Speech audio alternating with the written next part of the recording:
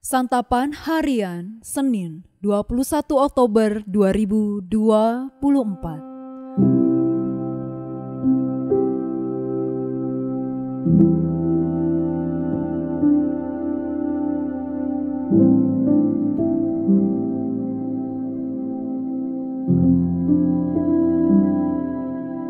Inilah program Santapan Harian, sebuah program yang mengajak Anda menelusuri isi Alkitab, agar Anda menemukan makna firman Tuhan sesuai dengan konteksnya.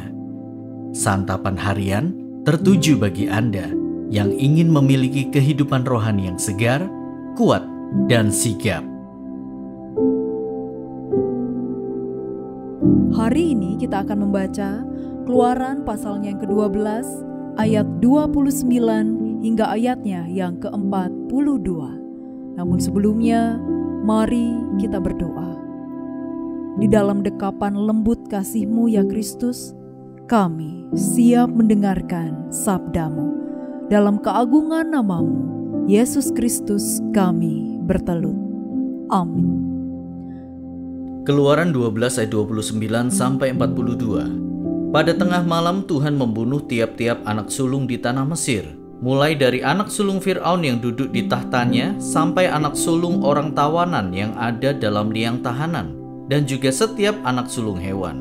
Lalu bangunlah Fir'aun pada malam itu bersama semua pegawainya dan semua orang Mesir. Terdengarlah teriakan keras di Mesir sebab tidak ada rumah yang tanpa orang mati. Pada malam itu juga ia memanggil Musa dan Harun, katanya, "Pergi, keluarlah dari antara bangsaku, kamu dan semua orang Israel. Pergilah, beribadahlah kepada Tuhan seperti katamu itu. Bawalah juga kambing dombamu dan kawanan lembumu seperti katamu itu, dan pergilah. Mintalah juga berkat bagiku."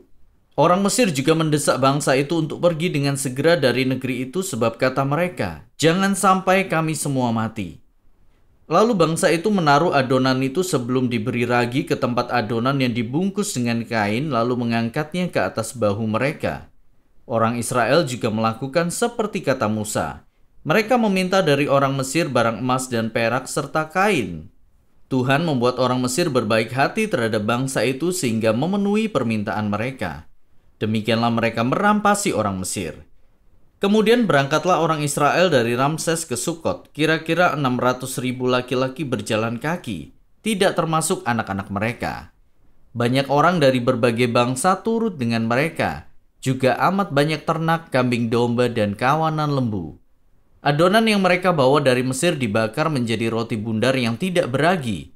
Adonan itu tidak diberi ragi karena mereka diusir dari Mesir dan tidak dapat berlambat-lambat, sehingga mereka tidak dapat mempersiapkan bekal. Orang Israel tinggal di Mesir selama 430 tahun. Sesudah 430 tahun, tepat pada hari itu juga keluarlah segala barisan Tuhan dari tanah Mesir. Malam itulah Tuhan berjaga-jaga untuk membawa mereka keluar dari tanah Mesir. Itulah juga malam untuk semua orang Israel turun-temurun berjaga-jaga bagi Tuhan.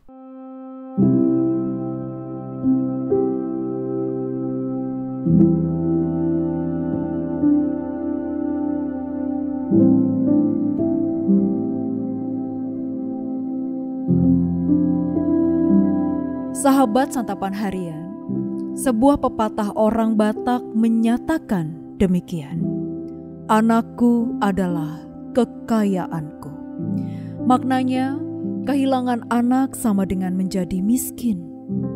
Allah telah menyingkapkan kepada Musa tragedi besar yang akan segera dialami oleh orang-orang Mesir. Itulah yang sekarang digenapi. Malaikat pencabut nyawa mengayunkan sabitnya terhadap anak-anak sulung Mesir. Setiap keluarga Mesir kehilangan ahli warisnya. Waktu itu Mesir adalah salah satu kerajaan terkaya di seluruh dunia.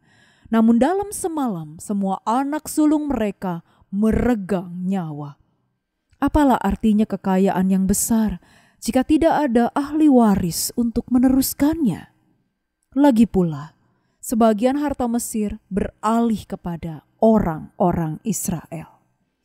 Khusus bagi Fir'aun, malapetaka kematian anak sulung meruntuhkan wibawa dan kekuasaannya. Para pegawainya membangkang dan mengambil keputusan baginya. 2 juta orang Israel seketika dibebaskan. Dalam sekejap, negeri itu kehilangan lebih dari 50% sumber tenaga kerja yang mereka miliki. Dari bacaan ini kita melihat bahwa bagi Allah segalanya mungkin. Transformasi berskala nasional terjadi dalam waktu semalam. Nasib sebuah bangsa berbalik ketika Allah melakukan intervensi. Bangsa yang kaya menjadi miskin. Bangsa yang diperbudak menjadi kaya. Dalam kisah lain, Allah bahkan dapat memulihkan resesi ekonomi dalam waktu semalam. Apa yang akan kita lakukan setelah memahami kedahsyatan Allah? Masihkah kita bermuram durja menghadapi kecurangan, kemiskinan, penceklik, neraca negatif, atau masalah-masalah ekonomi lainnya? Jangan khawatir. Jika nasib 2 juta manusia dapat ia ubahkan dalam waktu semalam, apalagi nasib 1 orang saja. Ketika Allah berkehendak, semua masalah kita yang rumit dapat dibereskan dalam sekejap. Berdoalah supaya Tuhan mengintervensi situasi-situasi pelik yang kita hadapi. Bila kita sedang mengalami kesukaran, berdoalah bagi seorang yang kita kenal. Tidak ada masalah yang terlalu sukar untuk Allah atasi atau terlalu sepele untuk Allah perhatikan. Mari kita berdoa. Bapa Surgawi, ampuni kami karena terlalu berfokus kepada masalah yang kami hadapi setiap hari. Kami percaya Engkau lebih besar daripada masalah yang kami hadapi. Tolonglah kami untuk mengalihkan pandangan dan hati kami hanya kepadamu dalam setiap situasi. Dalam nama Putramu yang kudus, Yesus Kristus, kami memohon. Amin.